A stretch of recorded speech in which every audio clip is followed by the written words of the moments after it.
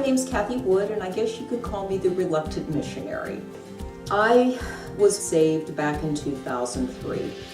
And I always remember something Pastor David Marks said to me at that time. He said to me, now that you know the truth, don't question the truth, learn about it. One thing I did very much question is the value of foreign missions.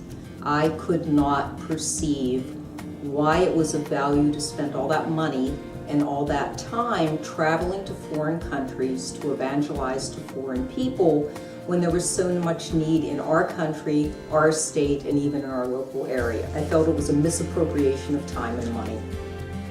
Now, in the meantime, my husband accepted a position on the Missions Council at Bethel, and he was asked to think about leading a missions trip to Santiago, Chile, to help in the construction of a new building for our sister church, the New Life Baptist Church.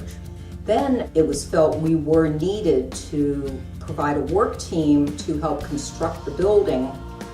The planning for the trip began, and my husband was always talking to me like I was going on the trip. And I very clearly told him I was not, that I had no desire to attend this trip. Time went on, and he kept talking like I was attending this trip, and then he informed me that if I didn't go, he wasn't going.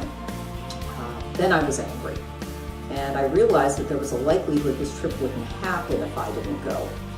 So I reluctantly agreed to attend. I think, however, when we entered the airport is when my heart started to change.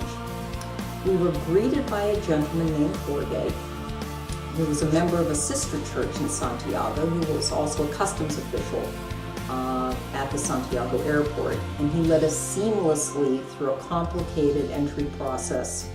And within no time at all, we were out of the airport being escorted to where we would be staying during the week. This is where the images just all start blending together. Just remember being greeted by warm, friendly people, and then you could tell right off true believers in the Lord. There were always people from the church assisting us in any of the work that we did. The ladies of the church were always preparing food for us, making sure we were more than well fed while we were there. Just very caring, helpful people. The day after we got there, we went to services at New Life Baptist, again greeted so warmly by the congregation. They were at the time worshiping in a dilapidated, broken down, hurricane-damaged old Catholic church. And up by the pulpit, one of the walls was gone. It was plastic and sheets covering it to keep the weather from coming in. And then I started understanding why we were there. Monday morning, the work started. We would be up bright and early. We would work all day, laying towel, grouting, preparing poorly made walls, trying to level floors, building bathrooms. Hard work. And at the end of the week, my husband reminded us why we were there.